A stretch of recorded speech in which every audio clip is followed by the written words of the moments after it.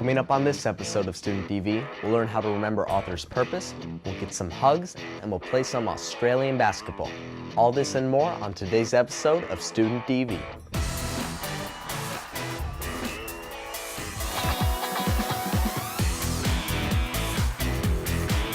News team, assemble!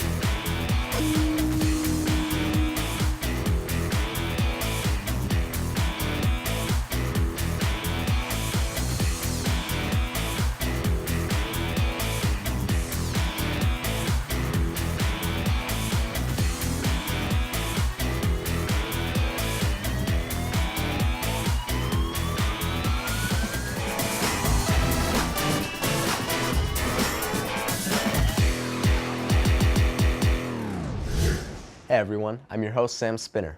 Whenever I start a new episode of Student DV, I like to have a nice slice of pie. Students from Creative Connection Arts Academy are having a different sort of pie in this video. Check it out.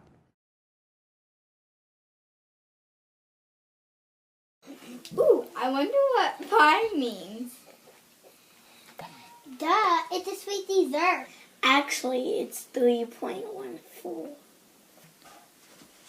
Actually, it can also mean the author's purpose. Pie! I want pie! P, persuade, like in a magazine ad. Ooh, a new food. I'm gonna go buy it right now. This ad is so persuasive. I, informative. Like in the science book or on the internet. I need to find something for my butterfly report. Ooh, I found something. It's really informative. I better use this. E, entertain. Reading for pleasure like Harry Potter. Wow, this is a really good book. I'm going to recommend this to everyone in my class. So when you need to remember author's purpose, just think of pie. P, persuade. I, inform. E, entertain. Author's purpose, P-I-E. All that talk about pie made me really hungry. Franklin High School student Yvonne is cooking up some sushi in her next video. I just really hope sushi isn't another acronym. But we wanted to do something that's different, and we all ended up liking sushi, so we're like, oh, let's make sushi then. I was the demonstrator, so I was the one doing the cooking. That sounds delicious. Let's watch.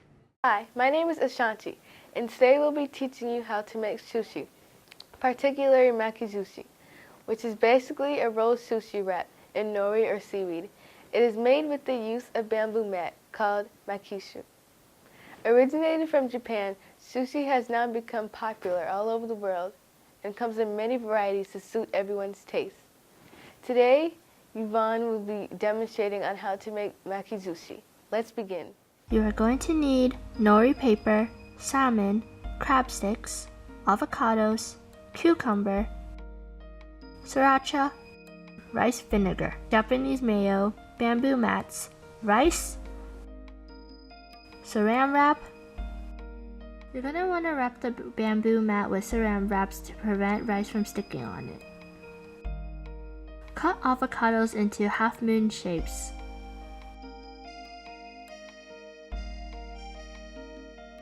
Put the cucumbers into long pieces. Slice the salmon in a slanted formation, and then you should have something like this. Pour rice vinegar into the rice bowl and mix it well.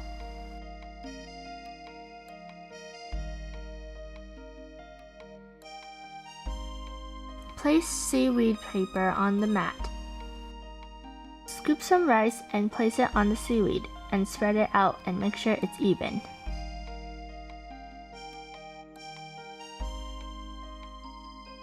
Place 2 cucumbers. Then add 3 pieces of salmon right under it. And then 2 avocado slices. Tear a piece of crab sticks and place it as well. Drizzle some mayo, and this is optional, and sriracha as well. Now begin rolling it. Make sure the ingredients are still in place. Keep it tight to keep it secured. Then you're going to want to straighten it out and then roll it again. It should come out something like this. Then you want to cut it into even pieces.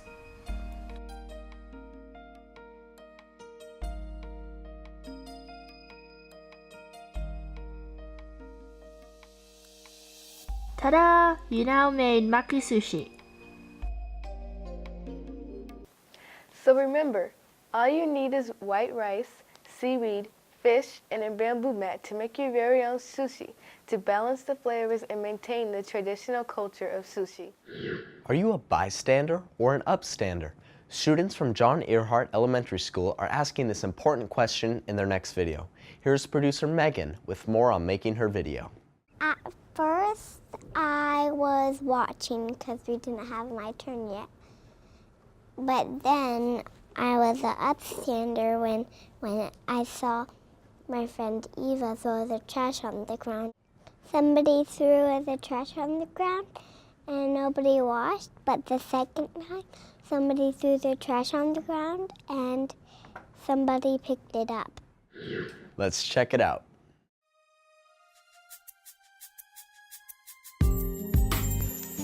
I had it first, but I want to play with it. But I want to play with it too. But it's mine. A bystander is someone who is near when something happens and they just look on. Wait! I have an idea. Why don't you two play rock, paper, scissors, find out who goes first, and take turns? Yeah, that's a good idea. Okay. An upstander is someone who sees when something is wrong and finds a way to help. Yeah. Am I holding it upside down? Yeah. You know who all these upside down people are? You know who these are. Do you know who these upside down fairies are? Yeah. Do you know who these sideways fairies are? Yeah. Hey, let's throw our garbage in the garbage can. Okay. Thank you. You're welcome.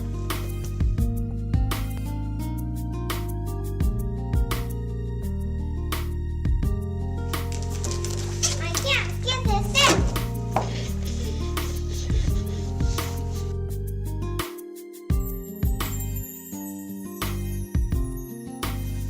I can help you. Thank you.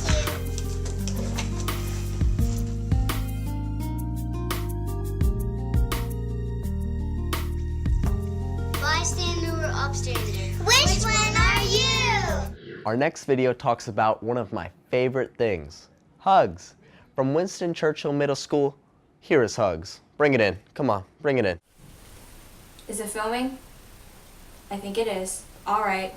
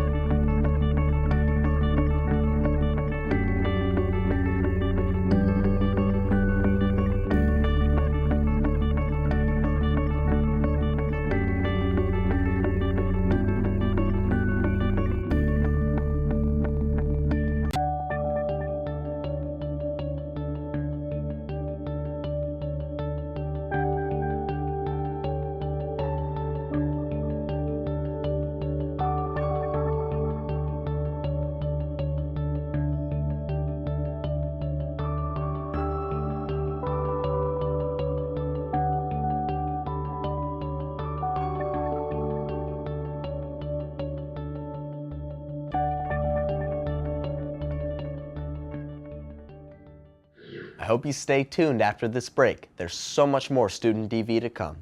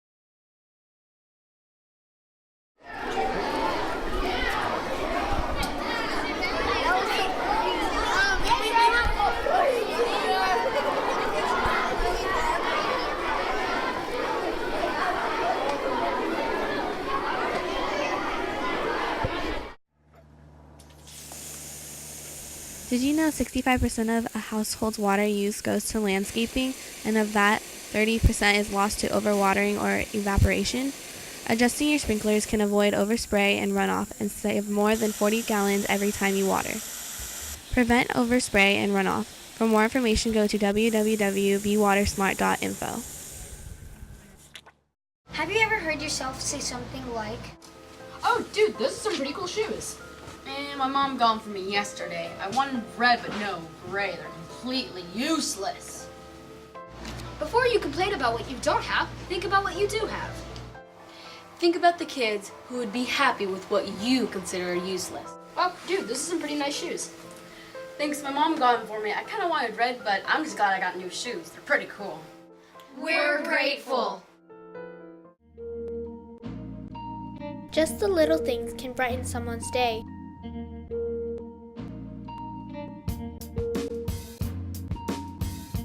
It's simple, it's easy, and it doesn't cost you anything.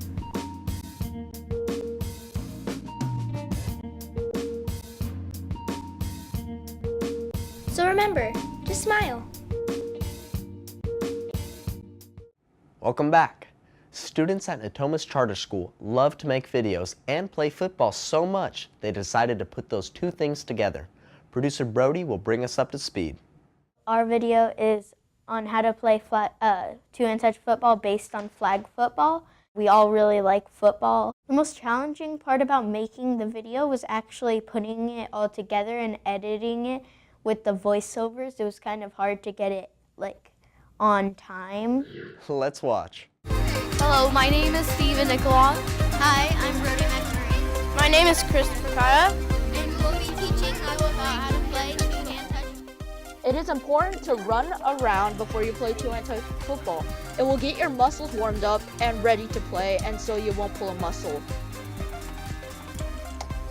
It is also important to stretch before you play. That is also a way to loosen up your muscles and to get you all warmed up so that you won't pull a muscle also. It is important to do both so that you will be safe and ready to play.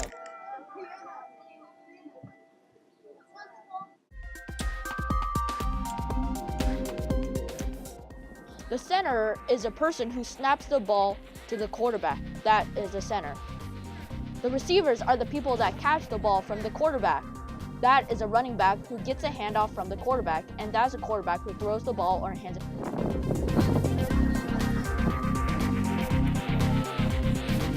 Here is a bad handoff when the running back just takes the ball from the quarterback. Let's reverse that and show you how it's really done.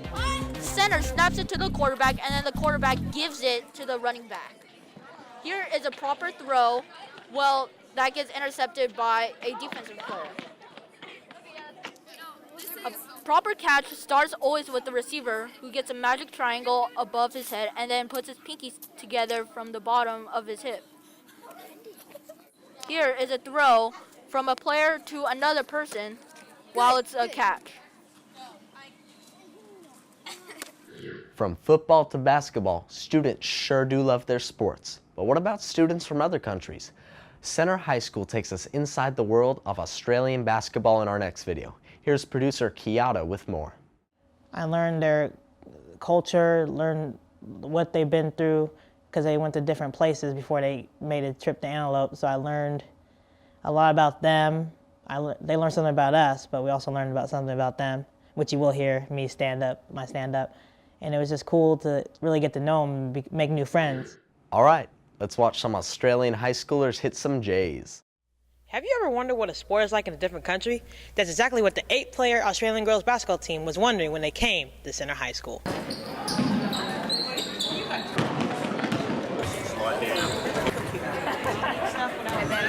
This team was only put together for our American trip. So our first game was 2 weeks ago. And then, yeah. That was the first time we ever played together. And then we've just been playing together.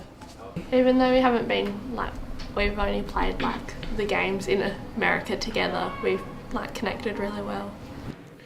We've had a bit of a long process. We start in Australia about 18 months before coming over here. We do a lot of fundraising to get the girls and boys teams over here. We raise about probably $60,000. It's been really, really cool, seeing all the things that we've seen on TV, like the Santa Monica Pier and that, we see it on TV and then we come here, we're actually here at Santa Monica, so it's really weird. It's really hard because we've been to such cold places and then we've came here and it's a lot warmer, and just changing to hot and cold weather is pretty tiring as well. Yeah, and we notice our schooling's different. You guys really get behind your sports teams and you're really loud and you cheer heaps, and we just rock up to games and don't really have any support. And so coming here, it's heaps different because we get support from even the Americans, and it's really different. We like all the support and stuff. We've noticed that in Australia we're very multicultural, so we hear a lot of different accents, and we notice every time we go to different towns they haven't heard our accent at all. So we find that heaps different to you guys. And no, we don't ride kangaroos to school. We do not live in the desert. We have houses and we have electricity. We have a mobile phone. Yes, and we do drive cars. I don't know if we'll play together as a team when we go back to Australia, but hopefully we have some success in this tournament. I think it's our last tournament together, so as long as we can have some fun, that's all that matters. Overall, the Australian girls basketball team learned something about us, but we also learned something about them. Reporting from CTV, I'm Bubba Quinley. Next up today, students from Fern Bacon Middle School teach us how to make jack-o'-lantern origami. Let's check it out.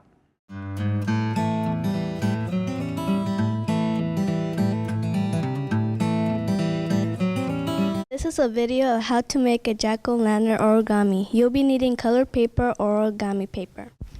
First, get a piece of colored paper, any color you want. Then grab the left top corner and fold it until it aligns with each other.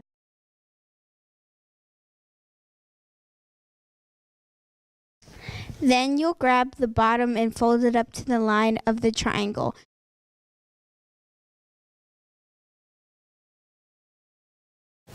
Turn the paper over and tear the excess paper off.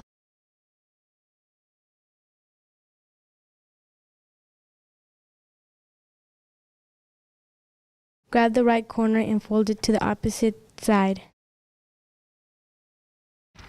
Then grab one corner and fold it to the center of the line.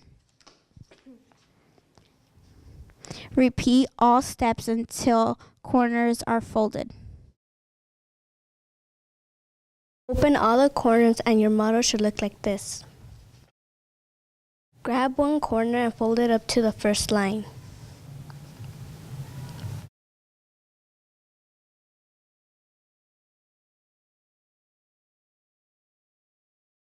Open one corner up and fold it on the line you just made.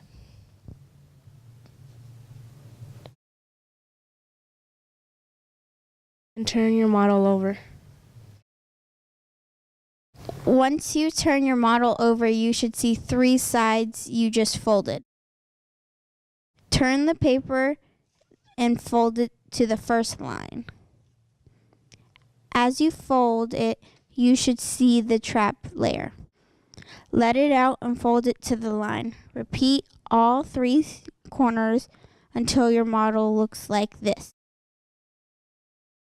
Then grab this corner, fold it until it meets the triangle. Grab the triangle and make sure you have one layer out. It should look like a diamond. Then grab the bottom layer and fold it just halfway. The triangle on the top, fold it down to the crease.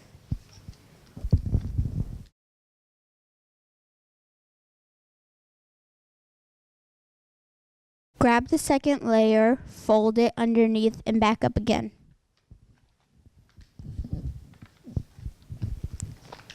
Make sure you're making a new layer. Turn your model around and it should look like this. Grab the left bottom corner and try to line it where the mouth starts. And repeat the same steps on the right side.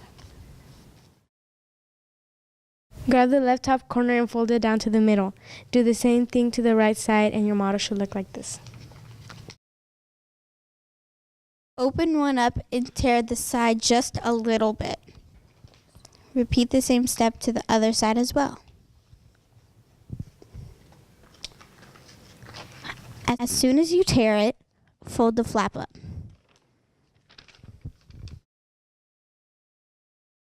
Now you're finished with the complete jack-o'-lantern origami. Color it and thanks for watching. Franklin High School brings us to our last video today. Here's producer Aleah with more on making her video. Well, we wanted to find a topic that would draw in people's attention and something that would captivate them and make them really think. So we all just decided on child vaccinations. And we kind of wrote the script and figured out what we wanted to talk about in the area we wanted to focus on.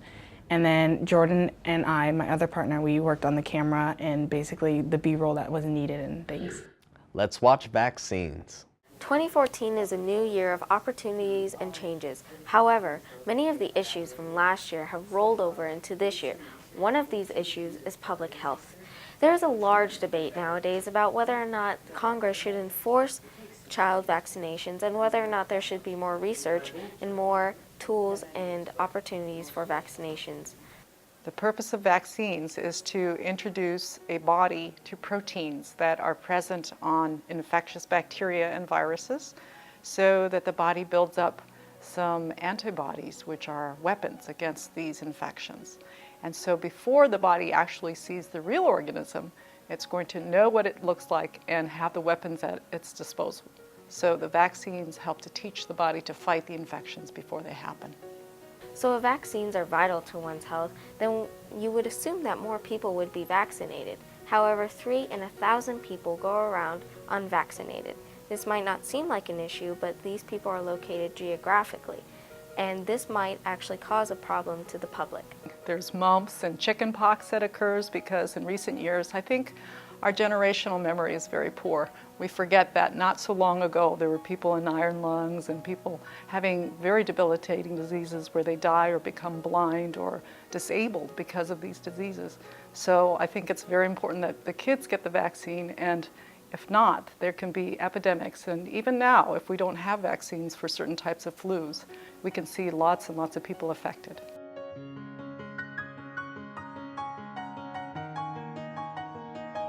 There's always risks to doing different kind of medical procedures, and I think you have to weigh the balance between the risk to a particular child and the benefits. For the vast majority of us, it really is to our benefit. For a certain few, people who are allergic to certain components of the vaccine, it's not ideal, or if they have very immunocompromised systems which can't fight against even just proteins, then that can be a problem. But I think in all, the doctors do take a look at each individual patient and see whether they're appropriate for a vaccine. One aspect of vaccination, which some people don't realize, is that we have a herd effect. In other words, we all live like a big herd of animals, and if most of us are vaccinated, we can protect those few who cannot be vaccinated because of their allergies. So unless we have that herd mostly vaccinated, we can't protect the really vulnerable people. So you're protecting yourself as well as others. There are thousands of flu viruses, thousands of strains of flu viruses, so every year there's a different flu virus that is the prevalent one, the one that they believe is going to be the risk for that year, and that's the flu vaccine for that year. But what can we say about the diseases that we don't have vaccines for? We've known about HIV, the HIV virus since 1983, and we still have no vaccine. You know, it's a travesty, and it is a travesty. I'm not saying it's not. We have these new diseases like SARS and avian flu and swine flu, and why don't we have drugs? We need to have drugs that treat these things like right away. You know, we have this expectation. And I think that's fine, that's good, but then you look at a disease like malaria and it's like, well, God, we've had this for millennia. We've known how to treat it really well for at least a few hundred years. I mean, we discovered the first drug that works against malaria in the 1600s. So, what can Congress do? How can we allow free will and still benefit the country with public health? Education about vaccines and about these deadly diseases that could actually cause large epidemics if we don't have vaccines. I think Congress putting lots of energy and support into the CDC's efforts to educate everyone is really important. I think our children are the ones who need to learn how important it is, and some of our older folks don't remember how bad it was. So I think getting the education out there is very important.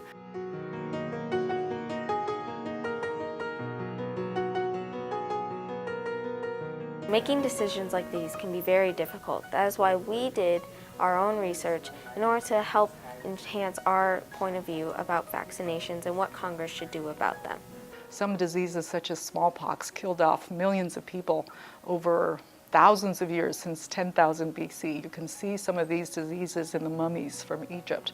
I think that if we have that memory, we would know how important these vaccines are and how many people had to suffer through the centuries before we came up for a cure. So we leave it to Congress to fix 2014. This issue of public health can be transformed and brought into a new way that can benefit the public. So ends this jam-packed episode of Student TV. Need more? You can always watch online anytime at secctv.org. I'm Sam Spinner, signing off.